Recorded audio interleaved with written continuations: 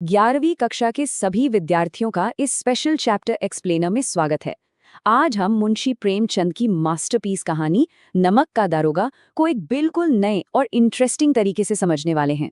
कोई boring text book reading नहीं होगी, बल्कि इस कहानी के हीरो, उसके मॉरल्स और उस टाइम के करप्शन को ऐसी डिटेल में डिस्कस करेंगे कि पूरा चैप्टर एकदम क्लियर हो जाएगा। तो चलिए बिना किसी देरी के शुरू करते हैं। जरा सोचिए क्या होगा जब एक ऐसी ईमानदारी जिसे कोई हिला ना सके और दूसरी तरफ बेहिसाब पैसा, इन दोनों की आपस में टक्कर हो जाए। एक तरफ सच्चाई का पहाड़ और दूसरी तरफ दौलत का समंदर। जीत किसकी होगी? ये कहानी बस एक स्टोरी नहीं है, बल्कि एक बहुत ही डीप मॉरल डिलेमा है। चलिए इस हाई स्टेक्स ड्रामा के अंदर चलते हैं और देखते हैं कि असली में जीतता कौन है। भाग 1, ईमानदार नमक निरीक्षक। इमेजिन कीजिए एकदम ठंडी और शांत सर्दियों की रात है। चारों तरफ सन्नाटा है। नमक विभाग के ज्यादातर गार्ड्स और सिपाही गहरी नींद में सो रहे हैं या नशे में हैं। पर इस माहौल में भी एक शख्स ऐसा है जो पूरी तरह ड्यूटी पर मुस्तैद है। अब हुआ क्या था ना, उस समय नमक पर टैक्स लग गया था। इसकी वजह से इसका इल्लीगल बिजनेस रातों रात बहुत प्रॉफिटेबल हो गया था। इस डिपार्टमेंट में दारोगा यानी इंस्पेक्टर की पोस्ट इतनी मलाईदार थी कि बड़े बड़े वकील भी इसे पाने के लिए तरसते थे। रिश्वत और ऊपरी कमाई के अनलिमिटेड ऑप्शंस थे। ऐसे माहौल में ईमानदारी दिखाना, भाई ये तो लगभग नामुमकिन माना जाता था। और यहीं एंट्री होती है इस कहानी के मेन कैरेक्टर मुंशी वंशीधर की। इन्हें इस पोस्ट पर आए अभी 6 महीने भी पूरे नहीं हुए थे, लेकिन उनके काम करने का तरीका और उनकी एकदम बेदाग इमेज ने सीनियर ऑफिसर्स का दिल जीत लिया था। भ्रष्टाचार के इस गहरे दलदल में वंशीधर एक खिले हुए कमल की तरह थे, जिन पर बड़े अधिकारी आंख बंद करके भरोसा करते थे। भाग 2, आधी रात की नदी पर छापेमारी। शांत रात की वो शांति ज्यादा देर टिक नहीं पाती। अब अचानक से कहानी स्पीड पकड़ती है और एकदम एक्शन मोड में आ जाती है। टाइम आधी रात का है। वंशीधर मीठी नींद में सो रहे हैं। तभी यमुना नदी के पुल पर गाड़ियों की भारी गड़गड़ाहट और मल्लाहों के शोर से उनकी नींद टूट जाती है। दिमाग की बत्ती तुरंत जलती है। इतनी रात गए गाड़ियां नदी पार क्यों कर रही हैं? जरूर कुछ तो गड़बड़ है। बिना एक सेकंड वेस्ट किए वो अपनी यूनिफॉर्म पहनते हैं, पिस्तौल जेब में रखते हैं, घोड़े पर बैठते हैं और सीधे पुल पर जाकर उन अवैध गाड़ियों की लंबी कतार को रोक देते हैं। एकदम क्विक और डिसाइसिव एक्शन। पुल पर उन गाड़ियों को रोकते ही वंशीधर फुल अथॉरिटी के साथ कड़कती आवाज में पूछते हैं, ये गाड़ियां किसकी हैं? चारों तरफ एकदम सन्नाटा छा जाता है। कुछ देर बाद धीरे से जवाब आता है, पंडित अलोपी दीन की। अब ये अलोपी दीन कोई आम आदमी नहीं थे। दाता गज के सबसे पावरफुल और रिस्पेक्टेड जमींदार थे।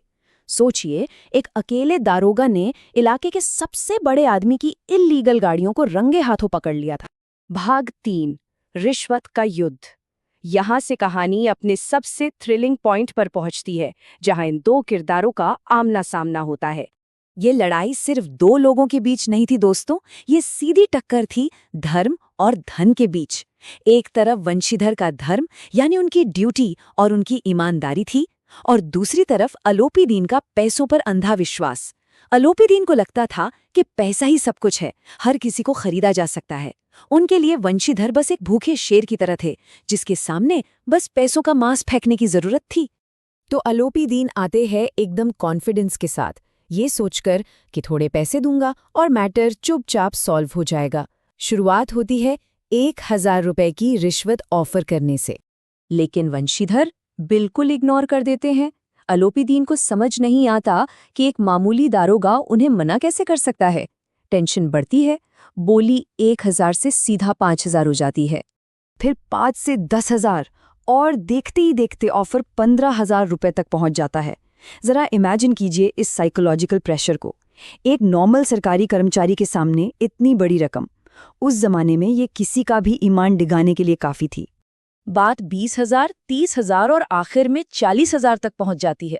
ऐसा लग रहा था जैसे पूरा का पूरा पैसा उछल उछल कर हमला कर रहा हो। लेकिन वंशीधर उस पैसे की पूरी फौज के सामने एक अकेले पहाड़ की तरह डटे हुए थे, बिल्कुल अनशेकेबल। धन की ये पूरी ताकत वंशीधर के सामने घुटने टेक रही थी। अभी वंशीधर एकदम कड़क कर कहते हैं, 40,000 नहीं, 40 लाख भी मुझे सच्चे मार्ग से नहीं हटा सकते। और बस इसी एक लाइन के साथ अलोपीदीन के घमंड पर जोर का झटका लगता है। वंशीधर तुरंत ऑर्डर देते हैं और उस इलाके के सबसे रसूखदार आदमी को उसी रात गिरफ्तार कर लिया जाता है। भाग 4 अदालत में भ्रष्टाचार। अगली सुबह ये बात जंगल की आग की तरह पूरे इलाके में फैल जाती है। कहानी अब नदी के पुल से निकलकर सीधे कोर्टरूम में पहुंचती है। पर अदालत के अंदर का सीन देखकर एक बहुत कड़वी सच्चाई सामने आती है। वहां हर कोई, चाहे वो कोर्ट का स्टाफ हो, वकील हो या मजिस्ट्रेट, सब के सब अलोपीदीन के पैसे के नशे में धुत थे। ऐसे करप्ट सिस्टम में जहां इतना ज्यादा बायस हो, वहां साफ न्याय की उम्मीद करना ही बेकार था। कोर्ट का फैसला बिल्कुल शॉकिंग था। डिप्टी मजिस्ट्रेट ने अपनी रूलिंग में कहा कि अलोपीदीन के खिलाफ जो भी सबूत हैं वो एकदम बेसलेस और भ्रामक हैं। उनका लॉजिक था कि इतना बड़ा आदमी थोड़े से प्रॉफिट के लिए ऐसा रिस्क क्यों लेगा। उल्टे वंशीधर को ही ओवर एंथुजियास्टिक और केयरलेस होने के लिए डांट पड़ी और स्ट्रिक्ट वार्निंग मिली कि आगे से ध्यान रखें। देखा आपने, पूरा जस्टिस सिस्टम एक अमीर आदमी को बचाने के लिए झुक गया। इसके बाद का नजारा बहुत कड़वा था। वकील खुशी से झूम उठे, अलोपीदीन प्राउडली मुस्कुराते हुए बाहर आए, लेकिन ईमानदार वंशीधर पर हर तरफ से तानों और व्यंग्यबाणों की बारिश होने लगी। उस दिन उन्हें समझ आया कि बड़ी बड़ी डिग्रियां, लंबे चोगे और अच्छी पोस्ट आपको ऑटोमेटिकली इज्जत नहीं दिलाते। भाग 5 अंतिम विजय। वंशीधर अदालत से हार गए और उन्हें अपनी नौकरी से भी हाथ धोना पड़ा। लेकिन क्या सच में धर्म हार गया था? चलिए इस कहानी के शानदार क्लाइमैक्स की ओर बढ़ते हैं। अदालत वाले इंसिडेंट को ठीक 1 हफ्ता बीत चुका है। शाम का वक्त है। वंशीधर के पिताजी घर में बैठकर राम नाम जप रहे हैं। तभी अचानक उनके दरवाजे पर एक बेहद शानदार और सजा हुआ रथ आकर रुकता है। और उसमें से कौन उतरता है? पंडित अलोपीदीन। ये देखकर सब दंग रह जाते हैं। वंशीधर के पिता तो डर के मारे अलोपीदीन के सामने लल्लो चप्पो करने लगते हैं और अपने ही बेटे को नालायक कहकर माफी मांगने लगते हैं। सबके मन में यही सवाल था, क्या अलोपीदीन अब कोई बदला लेने आए हैं? नहीं, यहीं आता है कहानी का सबसे ब्यूटीफुल ट्विस्ट। अलोपीदीन वंशीधर से कहते हैं, जिंदगी भर मैंने सबको पैसे के दम पर अपना गुलाम बनाया, लेकिन आपकी ईमानदारी ने मुझे सचमुच हरा दिया। वो बताते हैं कि वंशीधर की उस एक्सट्रीम सच्चाई ने उन्हें अंदर तक हिलाकर रख दिया है। और जानते हैं क्या हुआ? अलोपीदीन ने वंशीधर को बहुत ही रिस्पेक्ट के साथ अपनी सारी प्रॉपर्टी का परमानेंट मैनेजर बना दिया। आखिर में जीत वंशीधर की ही हुई। उनके धन ने अलोपीदीन के अंदर के इंसान को जगा दिया था। तो दोस्तों, मुंशी प्रेमचंद की ये कहानी बस पुराने जमाने का कोई किस्सा नहीं है। आज की दुनिया में भी करप्शन और शॉर्टकट्स का भारी दबाव हमारे आसपास ही है। जरा अपने आप से पूछिए, अगर कोई उस करप्ट और भारी दबाव वाले सिस्टम में वंशीधर की जगह होता तो क्या चुनता? पैसे का वो पल भर का आराम या फिर धर्म और सच्चाई की वो कठिन लेकिन हमेशा रहने वाली जीत? चलिए इसी एक सवाल के साथ इस चैप्टर एक्सप्लेनर को यहीं रोकते हैं। मुझे यकीन है ये पूरी कहानी अब आपको समझ आ गई होगी। सीखते रहें और अपनी लाइफ में भी हमेशा सही रास्ते पर चलते रहें।